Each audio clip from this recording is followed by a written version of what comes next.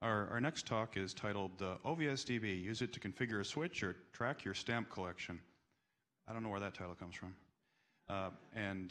This talk is by Madhu, Venugopal, Brent, Salisbury, and Dave Tucker, and I apologize for the way I pronounced your name.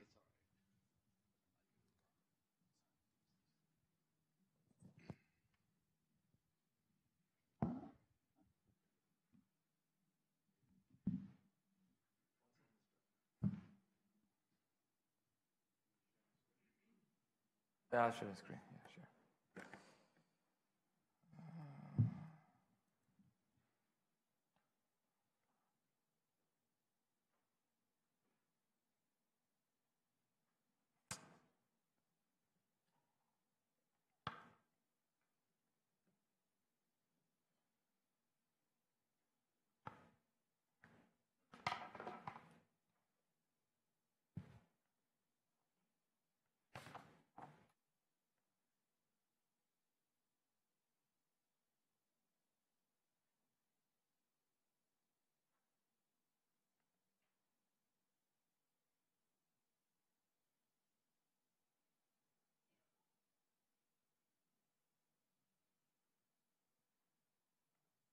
Is it okay?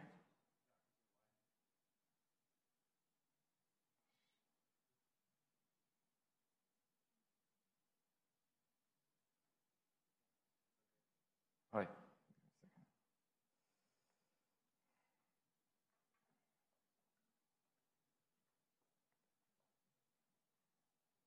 It's not scaling properly. It's not scaling.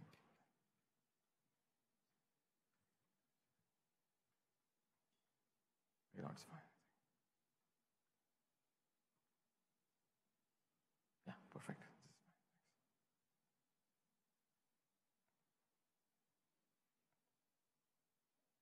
All right, thank you.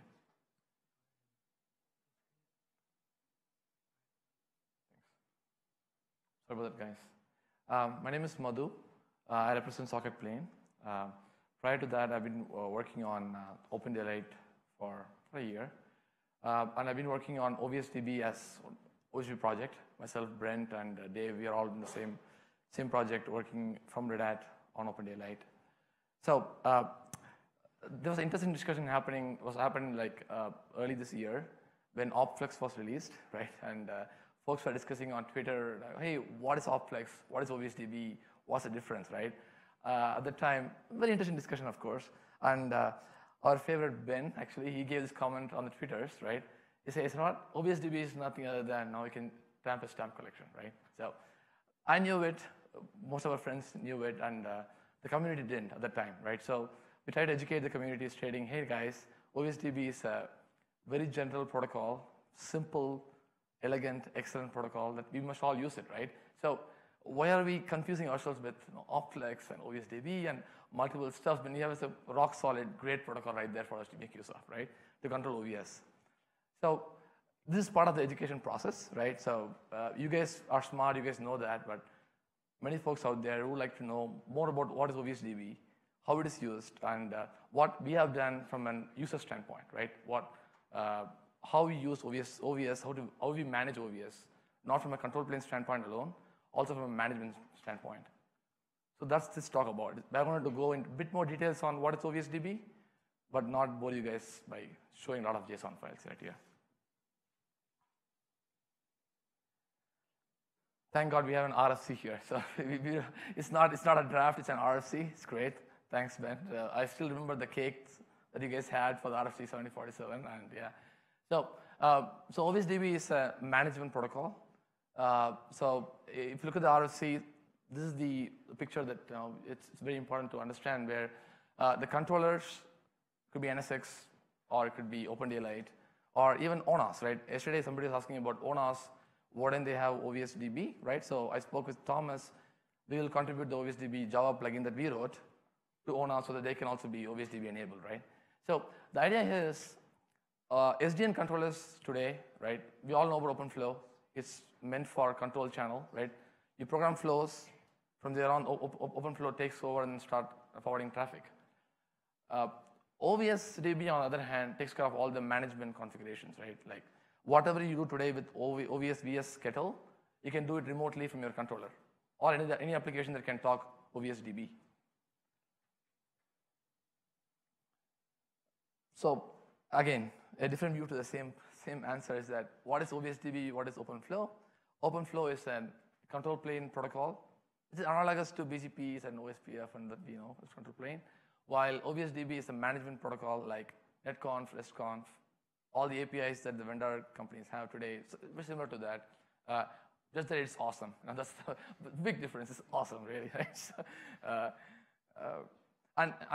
So I've been coding as a client part of OVSDB for OpenDaylight, and we are able to deliver this OpenStack integration with OpenDaylight and OVS pretty smoothly. I must say that it's been 1.5 years, and we couldn't find even one bug in this code. OVS, it's awesome, right? It's a very stable protocol implementation. So as I said, OVSDB is a very, very simple protocol, right? It is, somebody said it's beautifully simple, right? Matt as well said it's beautiful because it's simple. That's the whole concept of OVSDB. Essentially, there are 3 things in OVSDB that you have to be aware of. So once you know about these 3 things, it's straightforward to start managing OVS. OVSDB is nothing other than, it's a bidirectional JSON RPC protocol, where if you know what is an RPC, it's a remote procedure call using JSON.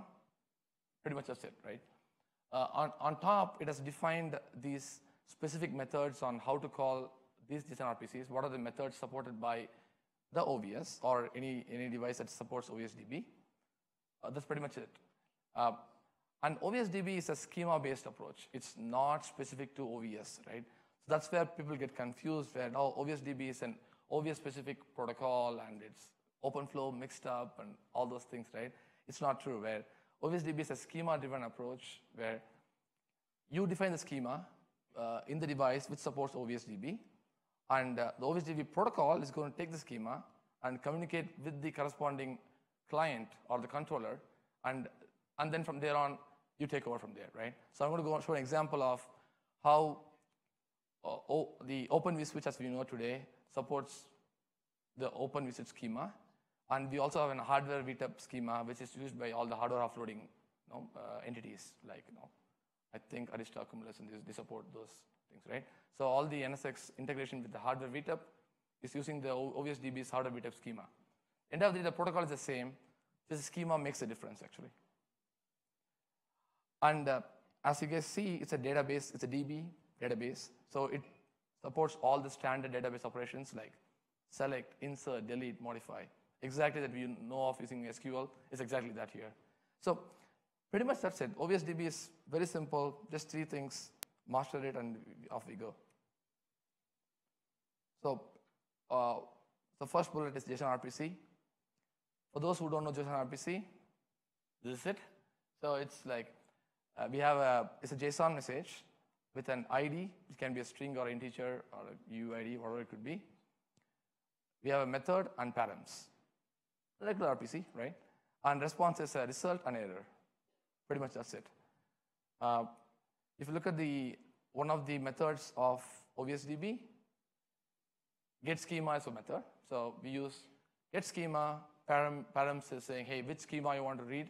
I want to read OpenVSwitch schema. The response is going to be the schema for that. So this is simple JSON RPC message used by OVSDB for communicating back and forth. It's bidirectional, meaning the controller can talk to the switch can talk to the controller, asynchronous, synchronous, it's all right there. These are the list of RPC methods defined in RSC 7047. Take a look at that, very simple spec to read. So list DBs, getSchema, transact. So transact is very important, which we'll cover. Cancel monitor. So monitor is the method that is used for monitoring a given table, right? If there's any change in a table, you'll get notified asynchronously using an update message, right? So the ones in the left side are from the client to the server, while the other one is the notification side. So update, logged, stolen, echo, they're all, it's from the device to the agent, to the client. So as we saw, that these are the RPC methods, and for each of the method, the params will be different, and it's all. If you look at the RFC 7047, it's all defined for every method what the parameters are supposed to be look like, and all of them are JSON based, so it's pretty straightforward. The second item is the schema. So this is the important point, right? This is where if you want to define a stamp collection, you can define it. That's the whole point here. Where those who know database knows about schemas. Where again, this is a JSON-based mechanism. We have a JSON-based schema. We have database schema, which is a name, and tables as the identifier, and then we have the tables with the table schemas, and table schema has columns, and columns have types, right? It's pretty simple schema that we all. It's pretty straightforward actually, right? An example again. This is OVS schema right here, right? So as you can see, you can map it right. It's right next to each other. So we have the ID. We have for the get schema that we saw in the previous example. This is a response for that, right? The ID will match, and the answer says, "Oh, name is open vSwitch, tables are bridge," and it's going to continue. And the bridge has many columns called the controller column, data path ID column, blah blah blah, and type is specified whether it is a string type or is it a UUID or array or set, so on and so forth, right? Only one thing that you have to be aware of here is that the set and map structures and UUID, right? These structures are a bit different from the regular JSONs, where Ben had a great idea here, where JSON cannot, as per JSON specification, they cannot have maps with key that is not string type, right? But you'll see in OVSDB that we need map keys that are non-string types, and hence there's a bit of a different encoding mechanism needed for OVSDB from a client side, but it's pretty straightforward. And the only one suggestion is that we use a new keyword in the transact. New is a reserved keyword in many protocols, Java and Go and other places. So we cannot use new as a string. It's a reserved keyword. So we have to go through a bit more jugglery from a user standpoint. But it's pretty straightforward though. So as we defined before, there are two schemas today available. If you look at the openvswitch.org, you'll see these two schemas already defined and being used today in production. OpenVSwitch is what we all do today. Anything under OVS, VSCTL, that's the top schema, which has OpenVSwitch as a base table. We have bridge, we have ports, we have interfaces, controller, so on and so forth. While the bottom one is the hardware-vtep schema used by all the for hardware VXLAN termination devices. So end of the day, two different schemas used by two different entities, while the protocol is exactly the same. So if you want to define your own stuff, don't go and write a new protocol and challenge OVSDB. Rather, use OVSDB. If there's anything not there, let's go and enhance this protocol, right? End of the day, it's carrying data for you, right? It's pretty straightforward. So, yeah, that's a request that I have as one of the. Yeah. So the third and last, from a technical know-how standpoint, is that this is the important piece where anything that we do today is kind of a transact based. So all database operations like select, insert, update, mutate, delete, all these are transact method parameters actually, right? So if you look at the transact method parameters, you will see that there's an op field. Op field has these various operations. The awesome thing is transact method is fully atomic, consistent and isolated, right? So it's guaranteed that you send a transact message with a multiple operation in the same call. All of them are atomic in nature and it's consistent. So you don't have to worry about, hey, I insert a port, I want to add a port to that bridge, all happening in an atomic way. This transact guarantees that, essentially, right?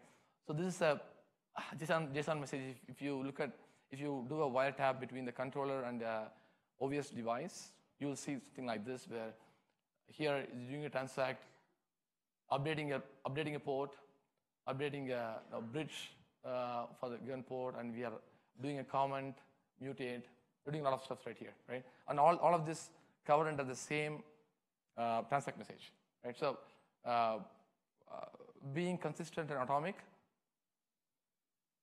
it's all awesome. So yeah, thanks. 5 more minutes, so I'll be done soon. All right, so it's the last slide actually. I'm going to do a small demo as well. So what next? So what is the 3 bullet points I explained is exactly what OVSDB is all about. There's nothing more, nothing less actually, right? Ben can correct me if I'm oversimplifying it. But that's the beauty of OVSDB, right? It's simple. Its simplicity is beauty actually. So what we have done is we have been writing Java code for a long time through OpenDaylight, and that library is so modular. Anybody can take it and start using it, not necessarily in OpenDaylight, but anywhere else.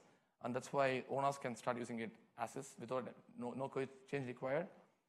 And since we have started concentrating on Docker, we wrote a quick Go-based library as well. It's working. We'll do a demo as well if you guys are interested.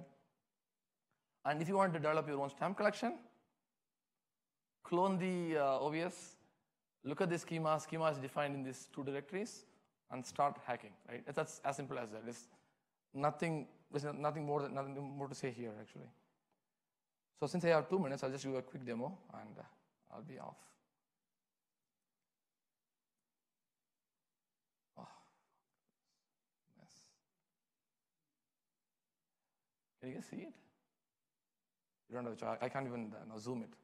All right, so this is a simple demonstration of what we did in OpenDaylight. We just wrote a simple REST API on top of the OVSDB calls, right? So now OVSDB is REST enabled, right? So now this REST API calls, we are going to call one after another, and you're going to see how you're going to program the device or read the device from there. In this example, we have connected to the OVS device, and we can do a list database as a query parameter. As you can see that I'm doing a get on a database, send, and my VM that is running in my machine, it returns hardware-vtep and vSwitch. So I've run both the schemas in parallel. Now here I'm asking, give me the vSwitch database. All right, so it returns all the tables on the given vSwitch database. So bridge, port, interface, everything's right here, controller. And you can specify, hey, you know what? Okay, on that particular database schema, vSwitch, I want to read all the rows on a bridge table. There you go. So now it's all REST enabled. It's all REST APIs. You call REST API to the controller. It talks to OVSDB protocol to the device, gets information, gives you back a JSON message. Right? It's pretty straightforward. Now applications can just start using it, parsing it, and do whatever it wants to do. And that's exactly how controller works today. So, and similarly, if you want to do the hardware-vtep tables, you can just say, give me the hardware-vtep tables using database hardware-vtep. You get all the new tables that is defined in hardware-vtep, and you can start drilling down further. So you can say, you know what, hey, give me a given table, give me a given row, and it'll fetch all the information for you using OVSDB, right? So this is using Java thing that we wrote. That it's free to use. Please use it, guys. Give us feedback. It'd be awesome. And quickly, those who hate Java and who love Go, we have an answer for that too. So we have a lot of guys there who don't like Java at all. So we wrote, again, a Go-based OVSDB library. It just took us less than a week to complete the end-to-end coding, so it's pretty awesome. And I wrote a small, it's a game, right? I wrote a small game here, it is going to monitor the OVS which is running here, and it's going to, okay, it's a silly game. It's going to stop. It's going to quit after it sees a bridge name stop, right? So what I want to show here is, you need not be a controller out there needing to do a lot of stuff. You can create a simple game application which can listen to an OVS and you can do stuff, right? So I'm just going to do a Go run. Okay, so silly game is ready to start, right? So I can say, you know what, sudo ovs vsctl add beer start. All right, so it detected a start. It says, okay, I'm not going to quit, right? All right, so let's see play. So we added a bridge called play there, and if you look at the thing here, the play is created, right, using OVSDB Go libraries. And when I do a stop, it quits here, right? Because it detects using monitor, update message, and everything. So it doesn't take a lot to write code in using OVSDB and manage your switch from wherever it is. And you saw OVSDB is a protocol which is very, very, very open and very flexible. So if you want to write anything on OVS, just don't introduce anything new. Use it. As simple as I said. Any questions, guys?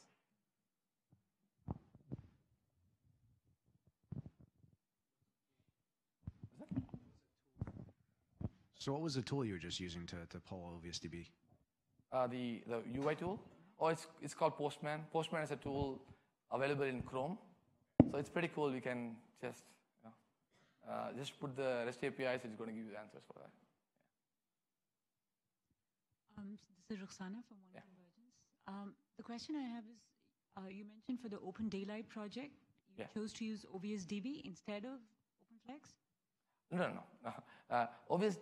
Open Daylight is a big project, right? It has various southbound protocols. We used OVSDB came, of course, much before OpFlex, right? So the whole discussion started when OpFlex came out, right?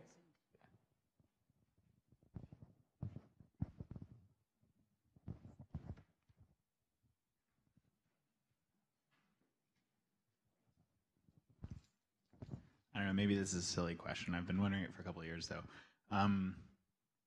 Did you consider OVSDB versus something like SQL? SQL for what? I don't know, sorry, you weren't. I thought you were using OVSDB internally in your controller for other stuff. No. It's for OVS. Oh, okay. Yeah. Never mind. But yeah, of course, we can use OVSDB as well if need be. No, but we are not using it now. Any other questions?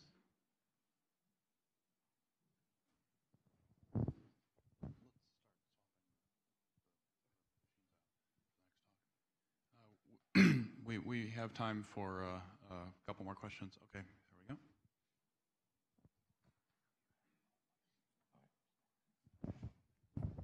we go. Frank from Cosmos. Maybe a silly question. So, do you have plan to store in OVSDB the OpenFlow rules in a way or another in order to do some provisioning, and when the switch restart to have the OpenFlow rule and just simply get rid of OpenFlow? Some kind of OpenFlow over OVSDB. It's a question for Ben, I think, because I'm a user of OVSDB. You're saying, are you going to implement in OVS? No, yeah. Yeah, that's a usage of OVSDB, but just to store the OpenFlow rules. Is it something that is planned? There are no plans to do that. I mean, I think that there's OpenFlow is used to kind of do ephemeral state, and OVSDB is more durable. I mean, you could do something like that, but we don't have any plans. It doesn't seem very natural to me. There are things that you can, I mean, with OVS, you could dump the flow table, and you can reload it in with a OVS OFKettle add flows command, which takes a file. I mean, there are ways that you could do it with OVS, but I don't think OVSDB is quite the right model for that. Thanks, and remember that was a silly question. Okay. All right.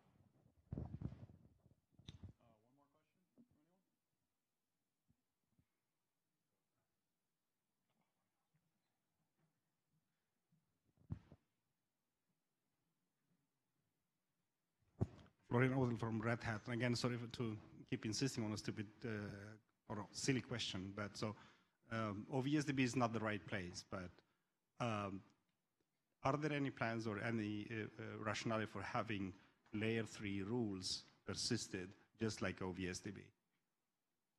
Or any plans? And if yes, are there any plans to that purpose? Again, not in OVSDB, but separate. Yeah. Outside of OpenFlow, I mean, I don't think that we've really talked about other ways of doing flow programming beyond OpenFlow. Is there a reason that you'd be looking to do that? Persistent layer 3 information.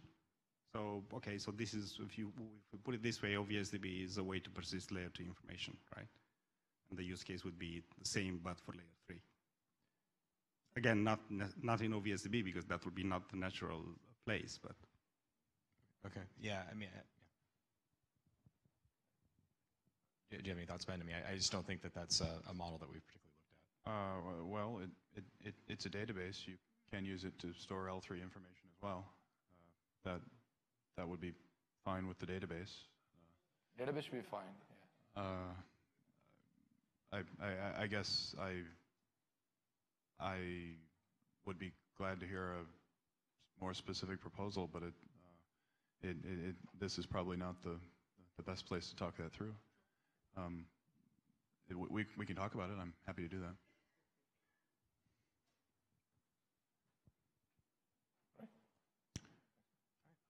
Let's thank our speaker.